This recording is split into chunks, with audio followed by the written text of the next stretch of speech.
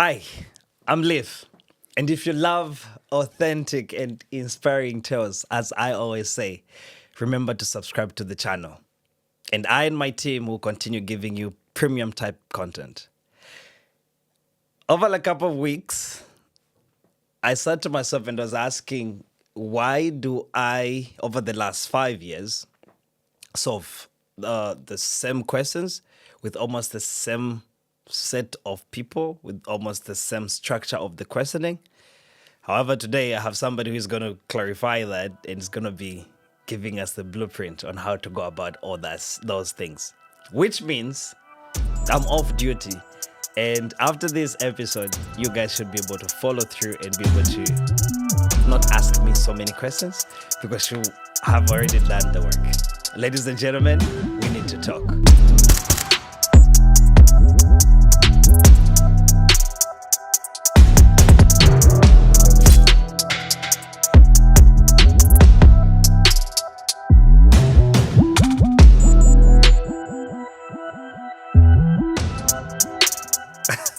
Mwape, I was speaking with my partner over, I think it's a couple of days ago. Yeah. What we were talking about, we were listening to a song by NF. Mm-hmm. And NF said, we are products of our experiences. Absolutely. No, not our experiences. He said our environments. Mm-hmm. And there's a quote over that. Yeah. My argument is we're products of our experiences. So environments, experiences. Mm-hmm. I don't know how that works. You're going to help me because you're the expert. Why I'm saying products of our experiences, I genuinely believe that the level at which we dissect information or digest information is probably directly proportional to the amount of exposure that we have. Absolutely. So you can be in the same environment, but if your exposure is a little bit elevated, Absolutely. that means you're going to be doing things a little bit different. That's what I believe. How much do you think environment or experience has an effect on a person?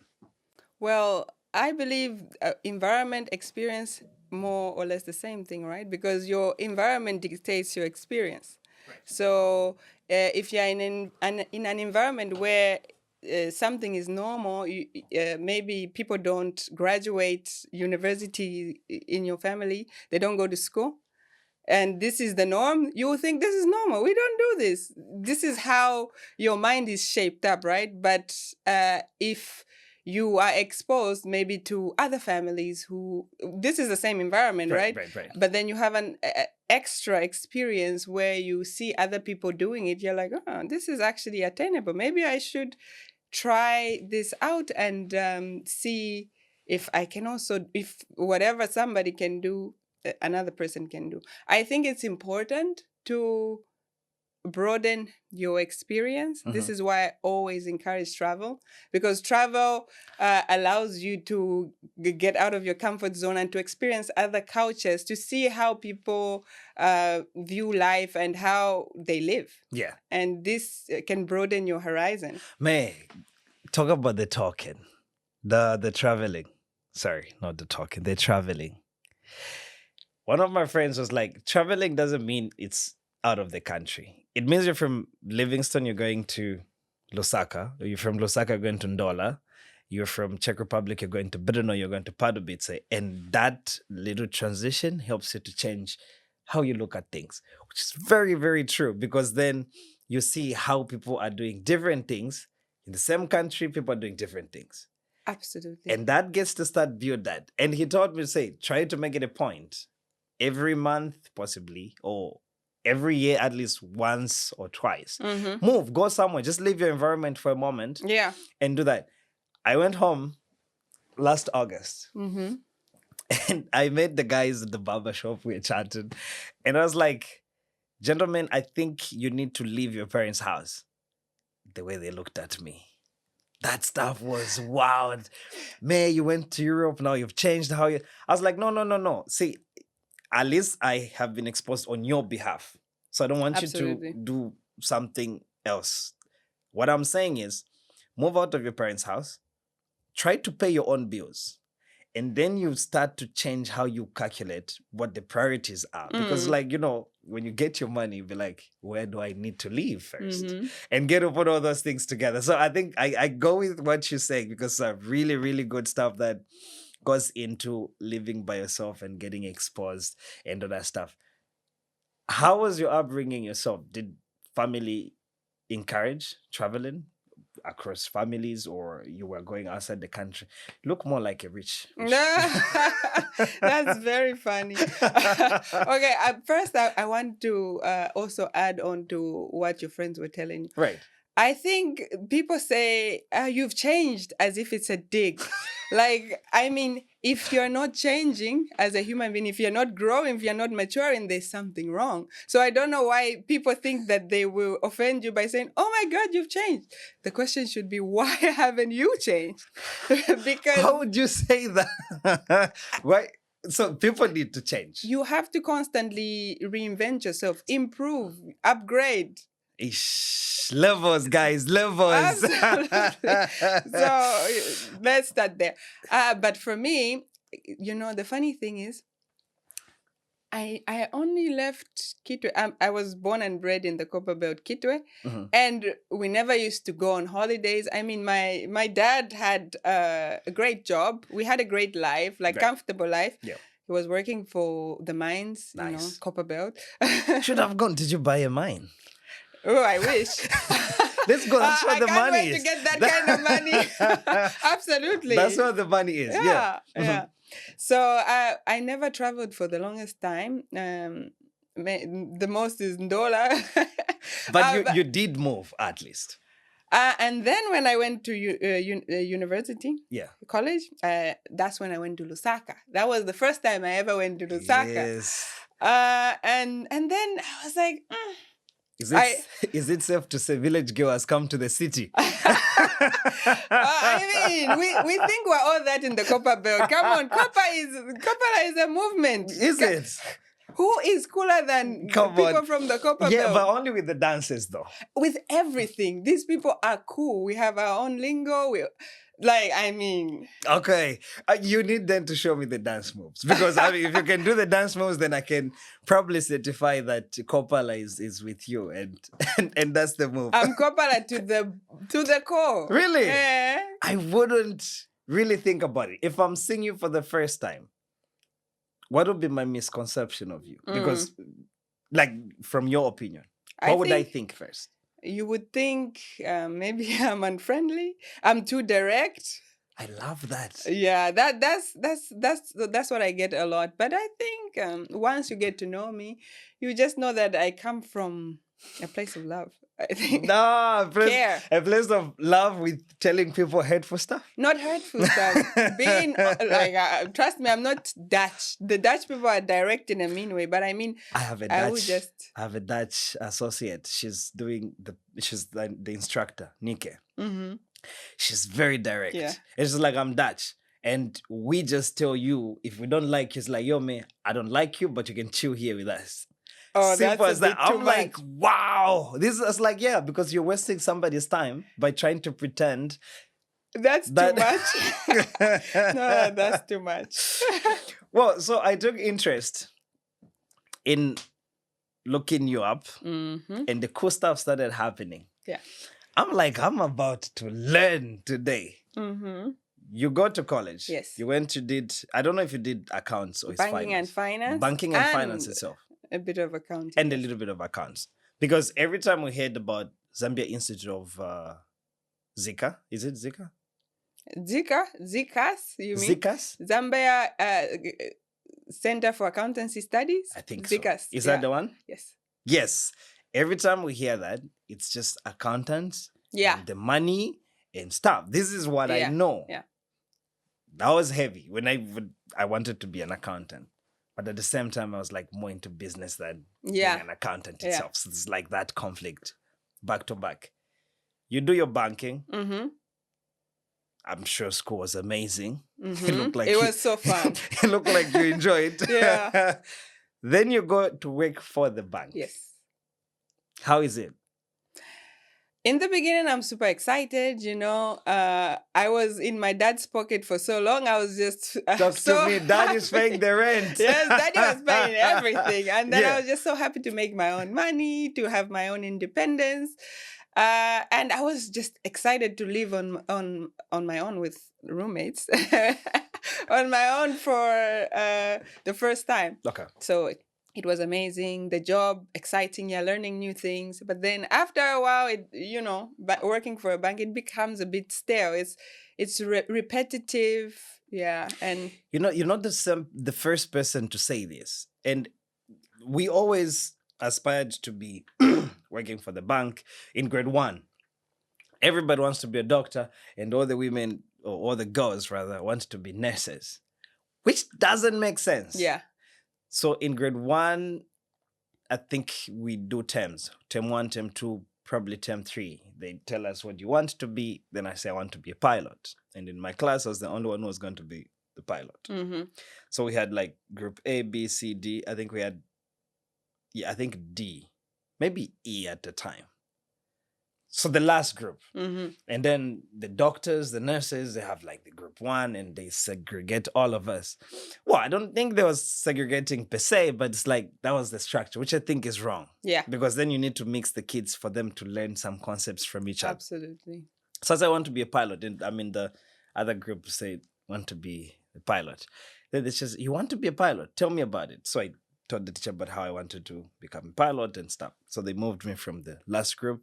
Then I came to group B just because I had a different career aspiration. Mm-hmm.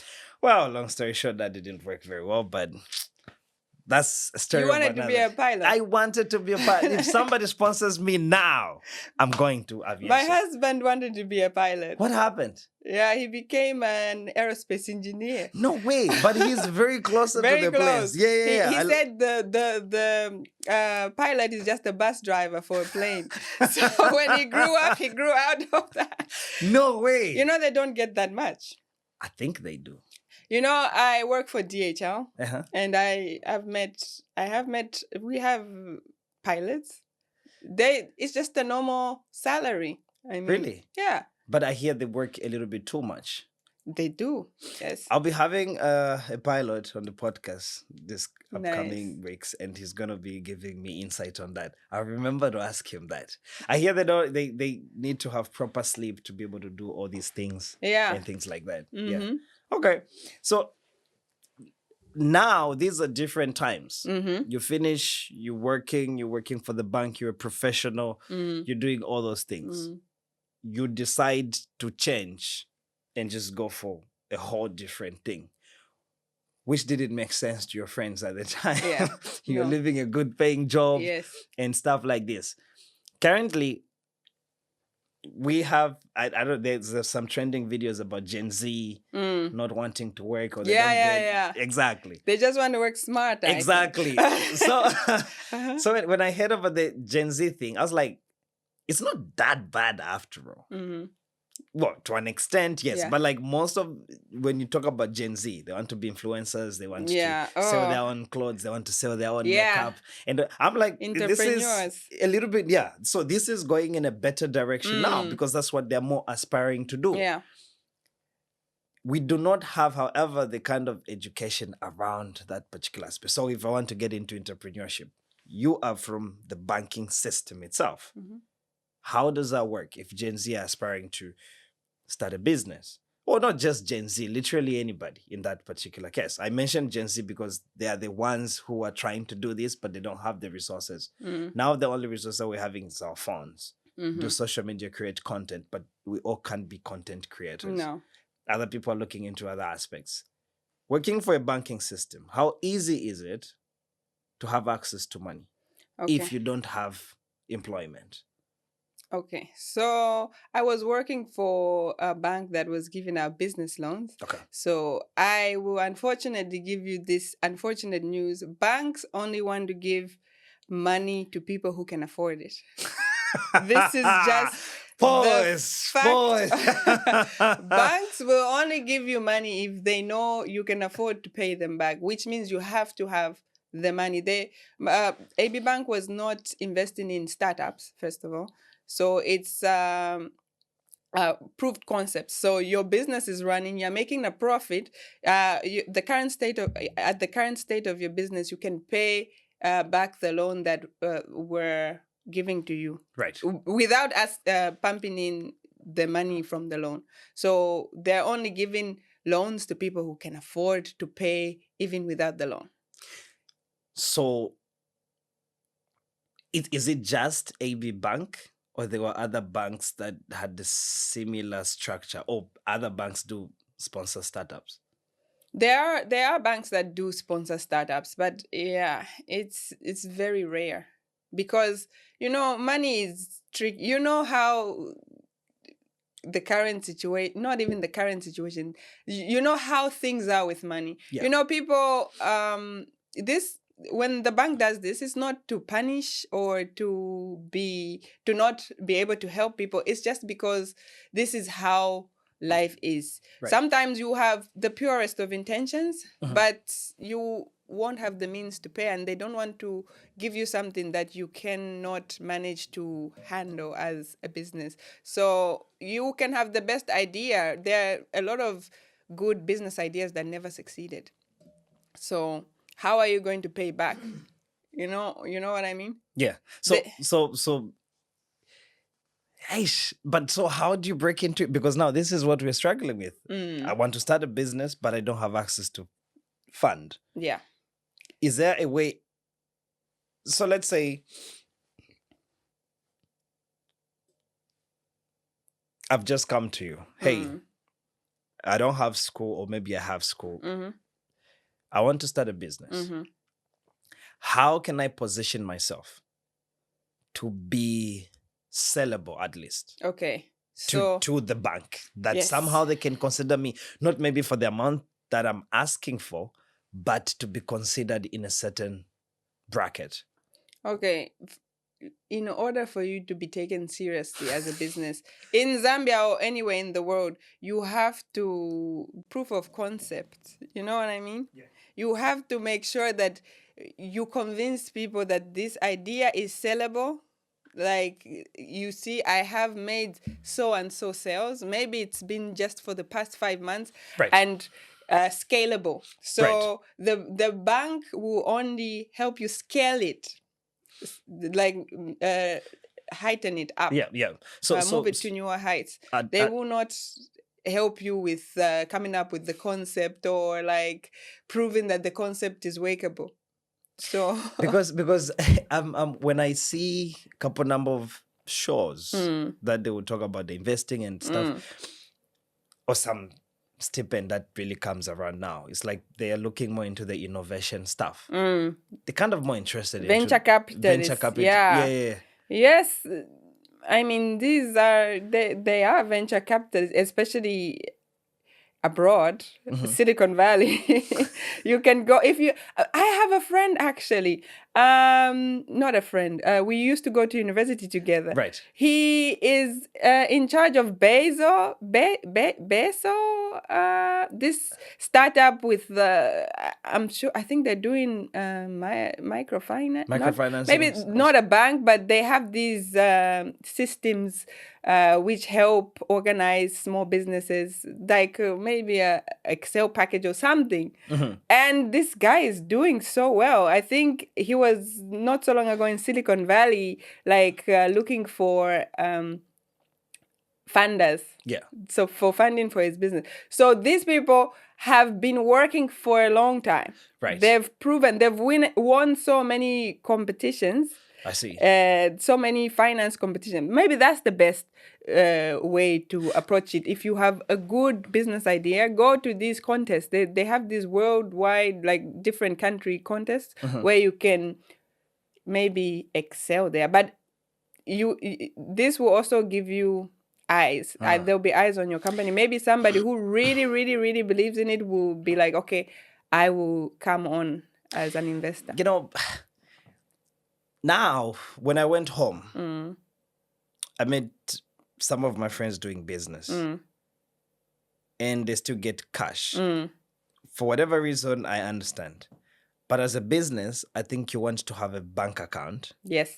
To have some traceable transactions, Yeah. so that if you need to leverage on certain loans and whatnot, the bank can trace that record because the banking system is connected. This guy doesn't have a bank account.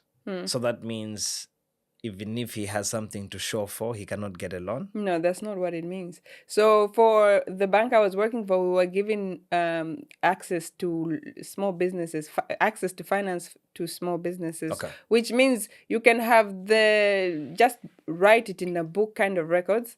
You can have there's some sort of a record. It doesn't have to be money going to the account or in the bank, and we would still see it as a viable business, and we give so many loans to these types of businesses. So people need to write their business operation or proposal. This is how they actually operate. They have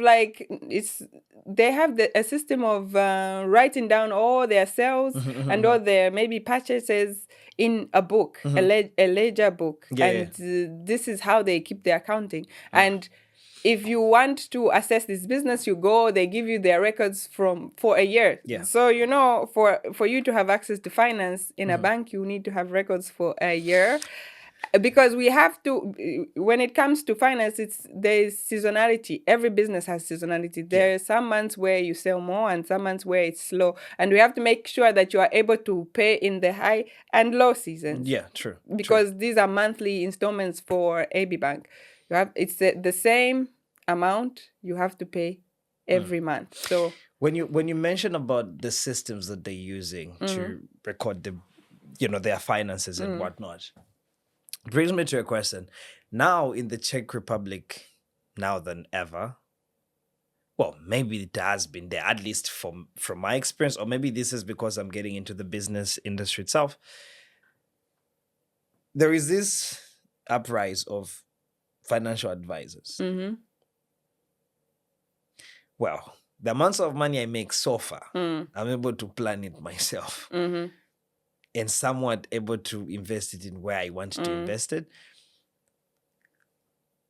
My thinking is, at the moment, I don't need a financial advisor because my money is rightfully in the places where it's supposed to be. How much can a financial advisor help in my situation?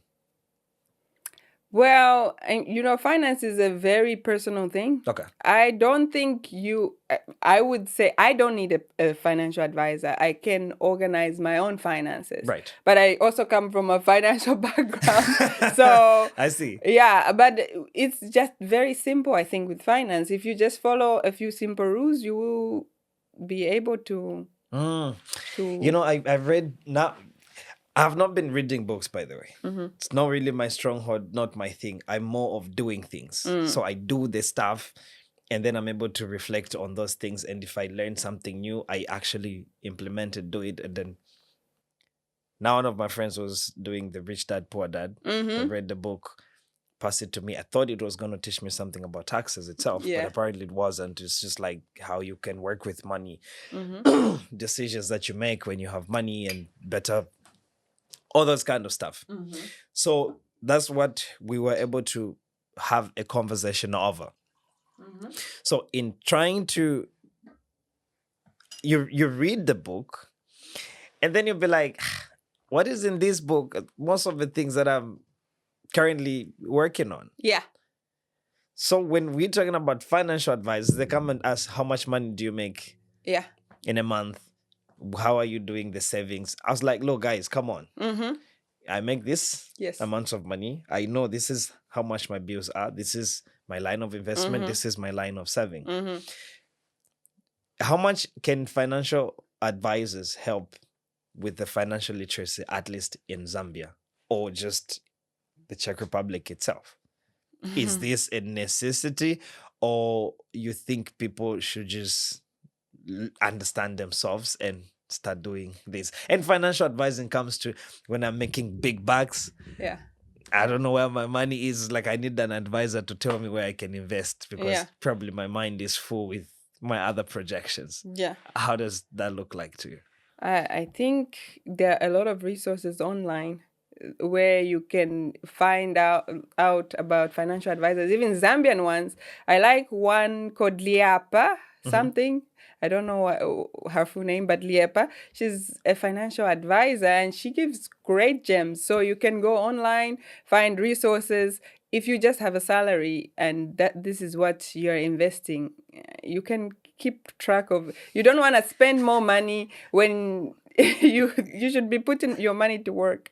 I think the ideal life is as you get older, like I'm getting older, your money. Come on, you're not getting older. It's too fresh as hell. Stop it. Your money needs to start working for you. Right. The time for working hard and waking up and running, chasing after money should come to an end after a certain point. That money that you've put to work should be earning you all the money that you need to live. At what age are you planning to retire? The retirement age, I think, is in the Czech Republic. Is it 67? Yeah, I hear people are retiring at 30. Maybe no. No, I think I also like to work, but maybe I will own my own businesses by then. Then I like that. All right, with that brings me to saving. You working from the bank and the financial background that you have. What would be your general advice? This is me. I'm coming from the university or I've just completed high school. As a person, I think people need to save like yesterday. Yeah. What do you advise? What is your best advice? Say, hey, this is a structure. I think this should be the template. You can change it however you feel like. But at the beginning, what is it? So I will refrain from calling it financial advice, but I will just say, I will give you tips. You can take it or leave it. Yeah. So I follow the 50-30-20 rule. What is it? So 50% of your salary goes to needs. Okay. 30% goes to wants. And then 20% goes to savings. That's a lot of money. That's a lot. I want to spend. I want to spend. I love spending. I actually save way more than 20%. Man, I love life. I also enjoy life. Oh, I love life. Trust me. I love life too, but then I don't love being broke, and I don't want to go back to being broke. Why should we save 20 and not 50? Because as you said, you have rent, you have to eat. You have to, all these needs, insurance, medical insurance, you have to pay for your car, you have to service. There's a lot of bills. So for some people, it doesn't even have to be 50. If you own your own place, you can save the 50. A little bit more. But be careful. When I say saving, I don't mean just put it in your bank account. I mean investing. Like talk to me. Yeah. When I say saving, it's I only save up to 3 months' salary. So why is the 3 months significant? Why 3 months? Because if I was out of a job and I have a permanent contract, they would give me 3 months pay. Okay. Is it 3 months or 6 months? I'm not sure. Okay. 3 or 6 months. And then I should have, in case of anything, I have my 3 months. A lot happens in life, right? I should have my 3 months. But the reason why I don't go over 3 months is, as I always say, your money needs to work for you. Put your money to work so that you don't have to have a stressful life when it comes to retirement. Yeah. I started saving because there's a point in life I was sitting with my partners. I was dead broke. And then I was like, yo, if something happened now, like I can't save you. Yeah. Like I knew I had the money on the account, but I was like, this money can go like now. Like I was thinking about the equipment that I needed to buy, whatever at that time. And it's like, if this money goes, that means if anything happens now, I'll have to borrow money.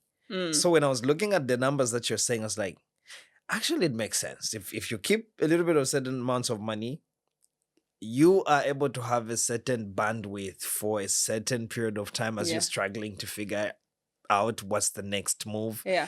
3 months sounds reasonable. In 3 months, you should be able to get a job, at least for the case of Czech Republic. Absolutely. Yeah. you have a cushion. You don't have to stress. You won't be like, oh my God, and then you have to stress. No. And we have black tax. I know you are a Zambian child like me. I saw that thing you mentioned about black tax. Yeah. Could you help me define what black tax is? This is all the money that we have to send back home for. We're paying for, I guess. I don't know what we're paying for, but we're paying back our Should debt. we send that money home? I mean, I really, I don't know what You don't to say want to about say that. I mean, I send it, and that's every month. I don't know about you, but every month there's something that comes up. Yes. But maybe sometimes it's reasonable things like funeral contribution Okay. or a kitchen party contribution but then, oh no, I need transport for this. I need to go to school. I need to, I stopped sending money home. Really? Yes. How what was the secret? So I used to send. I agree 100% with the sending. I used to send, and then I was like, no, this is not sustainable. I was talking to one of my friends, they were sending money as well. I said, no, I think this has to stop. There is handouts create lazy people. Yeah. And I started disliking that because I'm like, look, I need to work overtime here. I make this amounts of money, then I send you the money, and you can't reasonably make a plan. Yeah. Like it doesn't make sense for me. My brother now is applying to come around here. So I send him the links. Do the work, then call me. So let him go read what, courses, what are the fees. When you come to me, come and give me factual information. Hey, I found this is how much it costs. I think I like this course because of A, B, C, D. Convince me why I should be investing into, helping you with this particular procedure, because it's not making sense. If I need to read for you and then just, it's not sustainable. Do the work and then I'm going to come and help. And that drives them crazy. But do they do it? The work? Oh yeah, and they don't do the work. And then I don't send the money. That's the thing. I also get this dilemma. I mean, you're asking me to help you, but you want me to do the groundwork for you. If they don't do it, don't send the money. Trust me, they'll work on it. That has worked for me, and I'm guaranteeing. Just sanction that and then tell them to do the stuff they need to do. Sometimes they say, okay, hey, I need some money because I have this. I'm like, okay, can I help you find alternatives on how to solve that problem? I can get you somebody to credit you that money since you said you're going to pay me back. I'm in the Czech Republic. You can't pay me back the money after you've got it. No. So I'm going to get you somebody in Zambia to give you the money, and then you're going to have to pay them back. If it's not you giving me, then it's completely fine. So I was like, what's the difference? I'm just making money available for you at your location. It's just not me sending it. I'm going to speak to the person, so I'm putting in a good word, and you should be able to return. So now they say I'm arrogant and whatever it is. I'm like, guys, I'm fine with it. Yeah. Because I just want to help. Yeah. And I think the more you just give. It's like, no, look, do the work, get stuck, call me. Hey, I need help with ABCD. It should make sense like that. That's what the black tax is. I like it. I like how you handle it. Yeah, it's working so far, but you should be ready to make a whole lot of enemies because they're gonna call you arrogant and Badi chinja.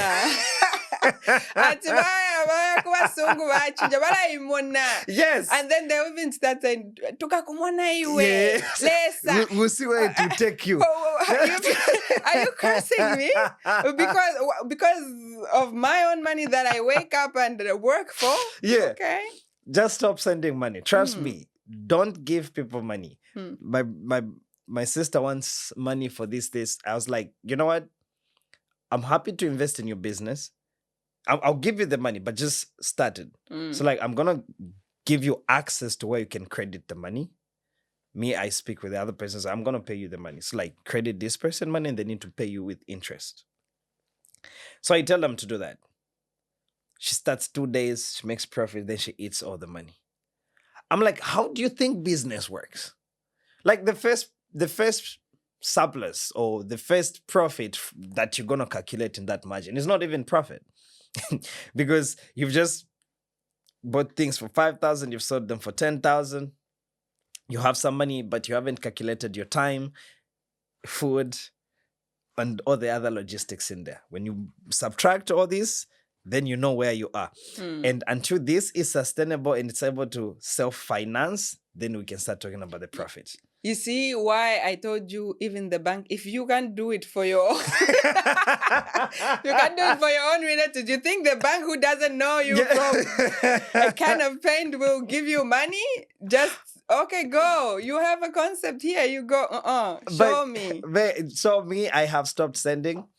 I've stopped sending. I only send for reasonable stuff, and they don't like me for that. And I'm okay with being the unpopular person at the time. And it's like, look, man, I have other things to do with. It's like people perceive things differently. Yeah.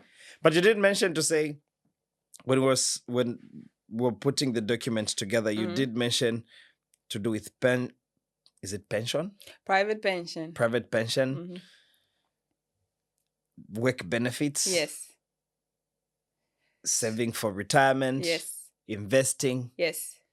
Please, enlighten me. Okay. So we are all going to retire at some point, right? I mean, this is just ways of saving your money. That 20% where you can allocate it.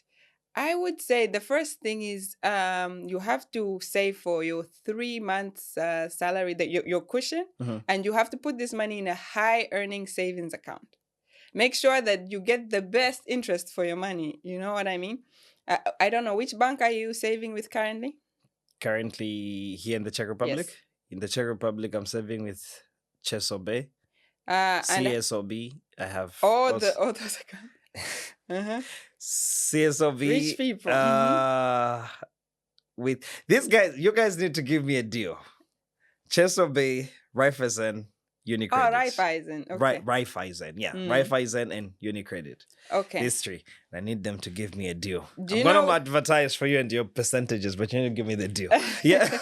So, how much is your interest rate in your savings account? 4%. In which one? 4% in the Raiffeisen. Yes, that's correct. I also have a Raiffeisen account. And I think 3 for CSOB. CSOB is the national. Okay. It's like Czech bank. And then the other one I think is Austrian. Okay. Should be. Yeah.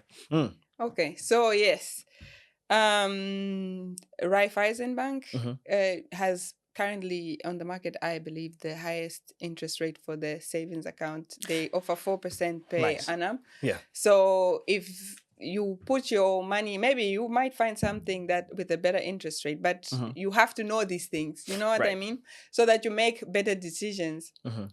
So, and for those who didn't know, Raiffeisen Bank gives you 3,000 crowns for opening an account with them. You know that, right? No, they didn't give me my 3,000. They're supposed to give you 500 every month. No way. Yes. Can I claim it? When did you open your account? Well, just recently. Yeah, they'll be giving you every month 500. I need to check that account. Yes. Give me my money. Yes. They'll give you 500. Imagine just for opening an account. They'll give you 500 every month for the next 6 months. The only thing they need is for you to use the account, swipe at least 10 times in a month, which is easy, doable. You buy a coffee, use your Raiffeisen.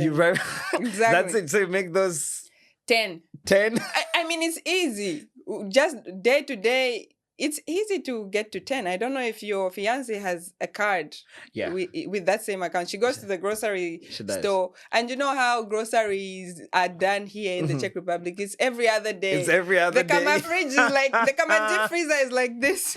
We don't have a deep freezer. It's a deep freezer. Exactly. Okay, cool. Yeah. Man, if those are the areas to get into, have you invested in other areas apart from saving the private pensions? I'm sure you're getting that from work.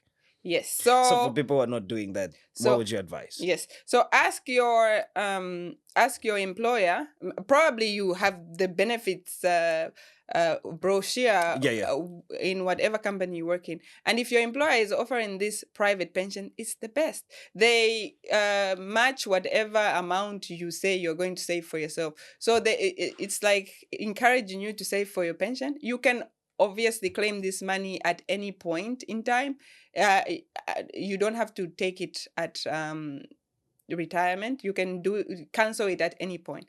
So your company will put you will put an amount, your company will match you, and then the Czech government will also contribute to your pension. So this is free money. If your company is not offering this, go to FinCentrum and ask them that you want to open this private pension. You have to pay 1,700 every month, and then the Czech government will put 340 for you to save for your retirement. This is free money. If you don't take it, then you're not. This is not smart. automatic, right? This is automatic. If you just open this private pension. Yeah. So the private pension you have to actively make the contribution. Exactly. But with your employer, is this like it's already there, or you have to make? You have to tell them that I would like this. You just inform your employer. I have never talked to them. Yeah. And then they do it automatically, actually. On your payslip, you just see private pension. Deducted. Exactly. Man, I need my money. That's the problem. So this is another way of saving. I see. The other way you can save is, I will also get to back home. Yeah. Because you if you're a Zambian, of course you're not smart if you're not using the opportunities we have of saving back home. Right. Okay, but before Raiffeisen, which card do you have? Which status do you have? No, currently I'm still on the resident permit. No, I mean with the Raiffeisen Bank. I don't. Are you a gold member?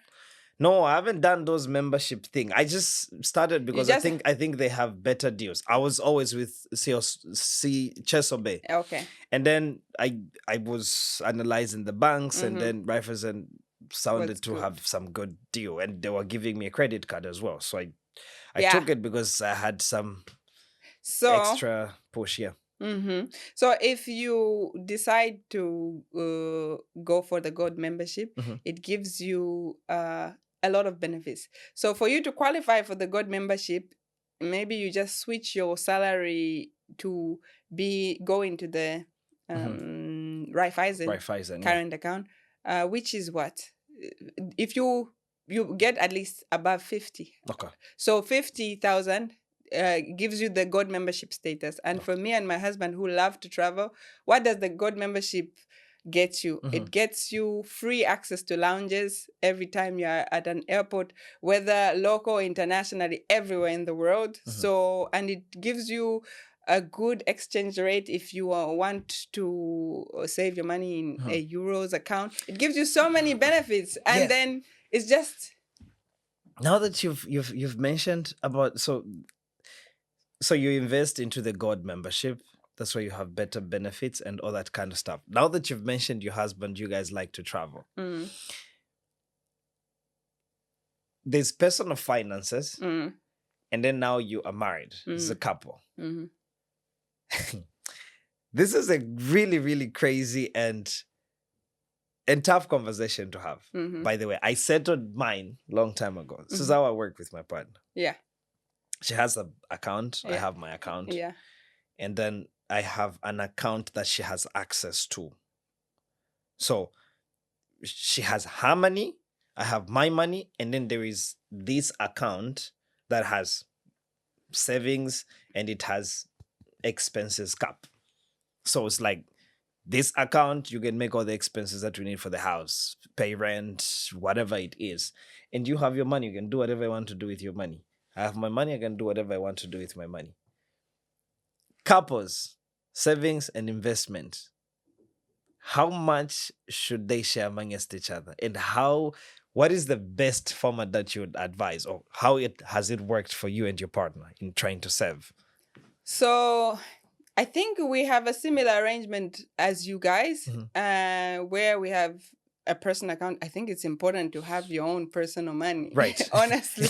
Like, I mean, we all love our partners, but just have something separate. And he Right. has his own separate account. And then we have the joint account where we deposit 25% of our salaries. Yeah. And that's what we use for like whatever expenses for the month, like all the expenses. Because my thing was as simple as, you know, you want to buy me a birthday present. Please don't take it from the joint account. Why? I Yeah. mean, she doesn't have to declare what she's used the money for. Literally, I don't even.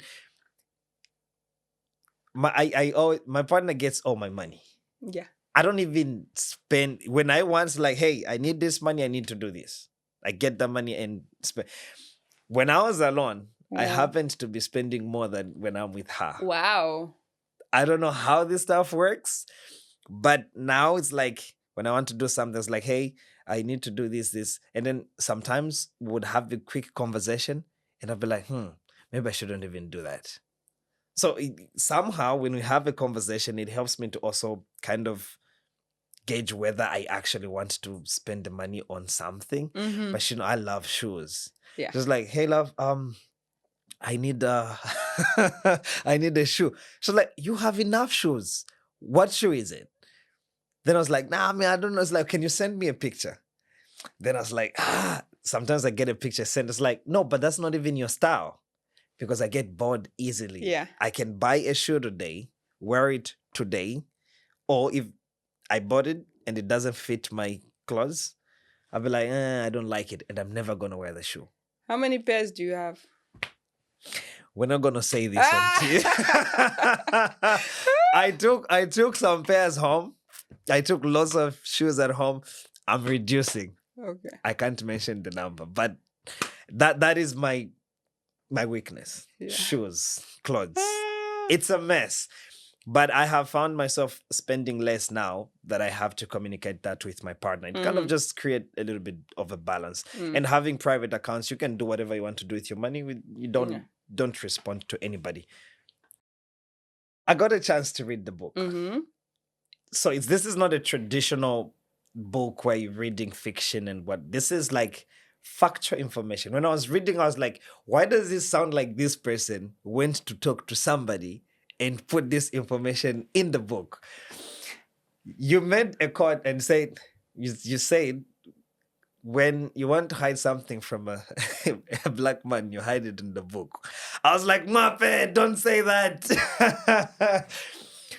But factually, might be the case.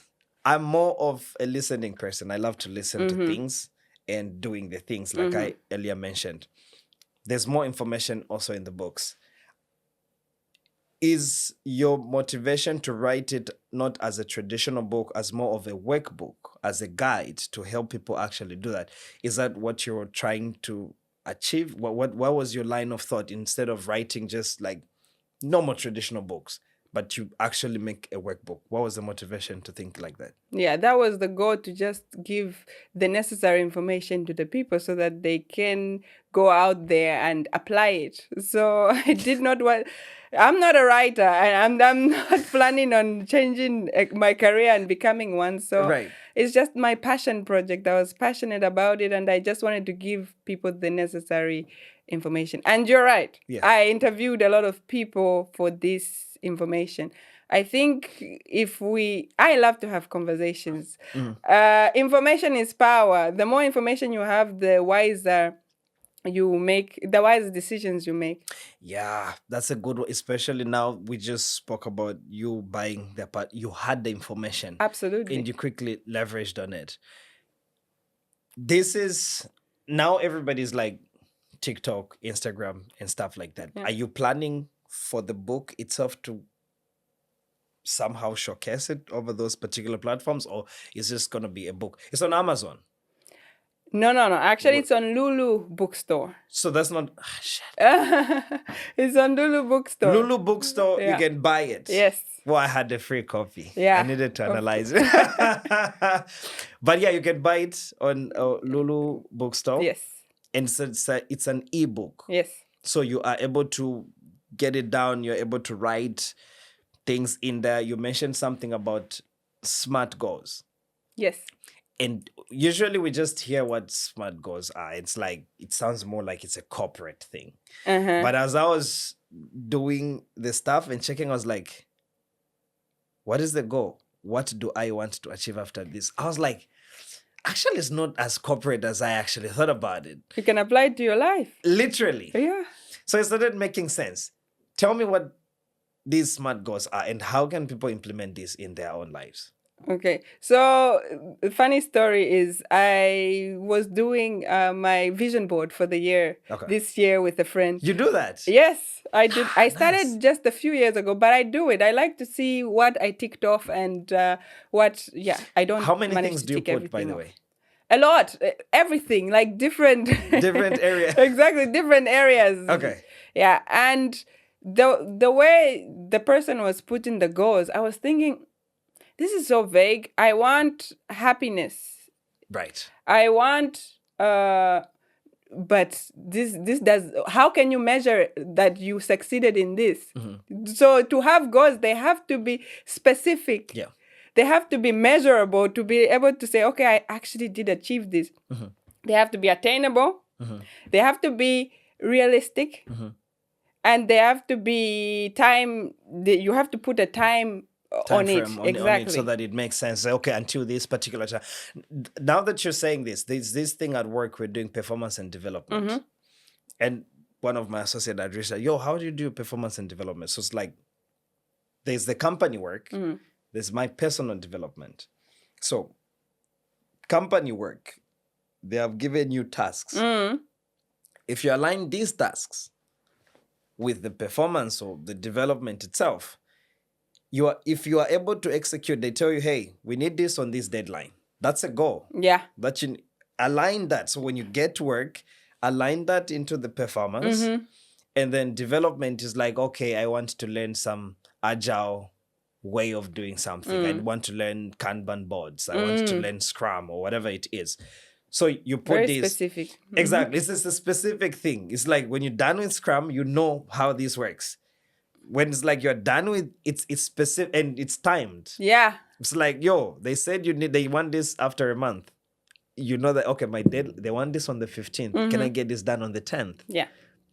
10th hits, okay, this goal is done. It's the same way about how can they make it into making those SMART goals in looking for the scholarship? Yeah. So first of all, read the book, everybody. As it applies to scholarships, you can only be able to succeed in finding a scholarship if you're organized. And this helps to organize you. Like, you have to know what you want. What is it that you want in a scholarship? And you have to make a personal audit, and this will help you stay on task. May, you mentioned about staying motivated because so stay on task, but it's overwhelming. Yeah. It's too much. Come on. It's like you need to look and find all these things. How can we stay motivated to do this? Because sometimes, before I got the scholarship coming to the Czech Republic, I was applying for Japan, China, Russia, and whatnot, and didn't work. And the procedures were really tedious. Yeah. It was too much. In your book, you're trying to summarize this and trying to make it easy for people to actually get to find it. Yeah. You're sharing your experience. How did yours go? Because you're working for the bank, you decide to say, you know what? I need something more. I need something more. And then you leave the bank and your friends think, you were looking at the time that you're working, you're looking for the scholarship. That means you need to work and be determined to say you're looking for something. Of course, it's like you need to stay motivated. Probably the scholarship was not as much as you were getting paid, I'm assuming. I was not getting anything for my scholarship. Only the tuition waiver. No way. Yeah, way. I was not as lucky as you. If I had more information as well, I would have gone to the Czech Republic where there was a stipend, but I didn't have good information. So they were just, oh man. Yeah. That was a different one Yeah. for you. 75% of the tuition. So that means and the tuition was like what? 7,000. When I started, it was 7,600 euros, somewhere around there. Okay. Imagine 7,600 euros. It's a lot of money. You were working during the time of the scholarship Yes, to pay for the other bills. absolutely, yes. How tough? It was exhausting. It was like, imagine I come from Zambia. I went to university in Zambia, and it was a soft life. My dad was covering everything. Here is my mature self now in college, sponsoring myself, because my dad is like, well, I already did that once for you. You have to to pay make your way for this other thing. I'm glad that we're sharing that, because then there is lots of myths that come with the scholarship. People believe a scholarship you're gonna make, you're just gonna be getting whole lots of money and you're gonna be doing everything, which is one. That would be my that's myth. lucky. You understand? So me, I'll believe that's the case with all scholarships. Yours, your whole truth is no, you had a weaver on the tuition. People believe that it's for rich families. Exactly. Others believe it's only for less privileged families. When you look at all the thoughts that people have on the scholarships, you give some tips in the book itself. What do you think is most damaging as a myth that people should stop thinking about? Go and start looking for the scholarship and stop thinking all these things. What do you think is the most damaging? Don't think it's just for the people who are less fortunate, because a lot of people with money, most scholarships are actually merit-based, meaning if you have the motivation or great results, then you will find it easier. So as long as your motivation it's also a myth that it's only for great grades, because I didn't have the best grades, but I still managed to get a scholarship. So just go out there and, be confident and get the right information and shoot your shot. Through the theme of the book, when you're working, please, I highly recommend that you get the book and read it, because the whole theme, or the huge part of that, mentions something to do with networking. Yes. How much of networking was it? By the way, I went to watch your whole entire thing from when you started, when you were in Netherlands. You started your recording videos. Yeah. This is so funny, yeah? When I go watch that...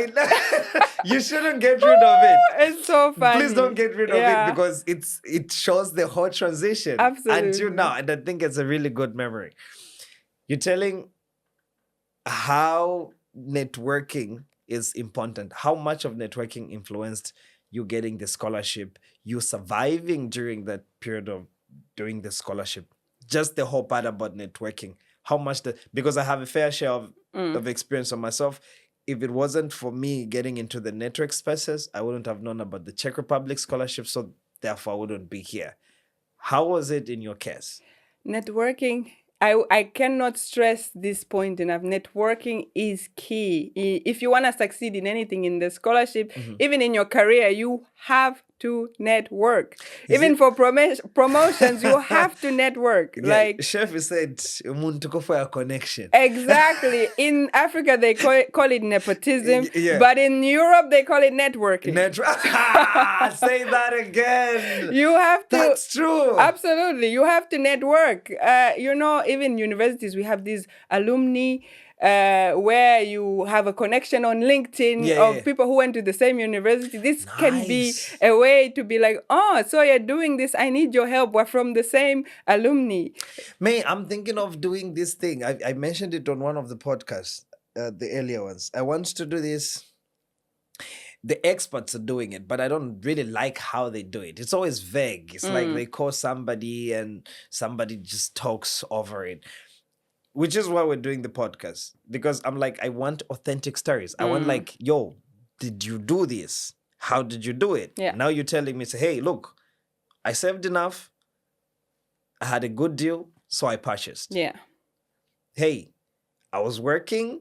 I wanted more, so I went to the scholarship. This is how I did it. Yeah. You understand the blueprint? And I yeah. This is fun, and this is what I want. Yeah. So I'm trying to set that up. You can actually come and talk to the people about it. Yeah. Public speaking, I don't know if that's no, I would definitely do it for you. Yes, please. Because I believe in what you're doing. That would be good. Yeah. I really, really will appreciate if you can come through and give us those insights. I think it would be a nice one, a live show. They can ask the questions Absolutely. about how you went about it. Yeah. And do it. Yeah. So if networking that... You have to network. The reason why I wanted a scholarship is because I wanted more. That salary was not managing all the needs that... I couldn't even travel as much as I wanted. Enough, or it's just you who wanted a little bit I wanted more. I outgrew the place. I outgrew the salary. Like, it could cover all my living expenses, but I didn't own a house. I wanted to own a house. I wanted to own a couple of houses. Yeah. And then I got my scholarship. Years down the line, I own a house, and we're building our dream home in Zambia soon. That's a good one. Coming soon. Coming soon. I love that. Yeah. You also mentioned about a better way to position yourself with your CV, preparing for that, the motivation letter. How did you go about that yourself? How did you get the motivation itself? I hope this should help my brother. Yeah. Because he's getting an interview. How do you handle an Nice. interview? How do you handle the motivation letter? How do you handle the CV? Yeah. I think the motivation letter, both for a CV and for the motivation, I think the motivation both for the CV and for the scholarship application is very important part of your application. Yeah. You have to effectively communicate how you stand out from everybody else who's applying. This is your one chance to shine. So you better make it stick to the whoever is selecting his mind. Yeah. So if this is the case on how you need to work around all that stuff and make it count, meaning people need to go into it. Yeah. Work around that stuff. Are there any recommendations what they can watch for them to be able to write better motivational? Do you have some documentation around that? In the book, it does give some tips, but can people look at certain templates and... Yeah. So you can look up this writing model that I love and I explain in the book, IDA. So this will help you land the point effectively, I think. Yeah. So I learned this during my studies, and I think studying in the Netherlands was one of the greatest experiences because I learned a lot. I had been to university, but it feels like what were we doing there? What were we doing? I imagine I did banking and finance, and my Excel skills were rubbish. I was there. Would you say that? Yeah, they were. They were not. I didn't have great. We don't have in our curriculum. There's no Excel course. Yeah. And when I went there, people from high school even had better Excel skills than me. Skills than you. I see. But I polished them up like easy. I don't know why we don't have it in our curriculum in Zambia for accounting and banking. Have you tried and LinkedIn courses? Like, because they kind of evaluate a little bit of your, your input. It's LinkedIn. You can learn Excel. You can learn Scrum. You can learn Kanban. Like, LinkedIn has got LinkedIn Learning. So maybe people could also try that. People also could try. free YouTube. Free YouTube. Yes. Videos can help you with that.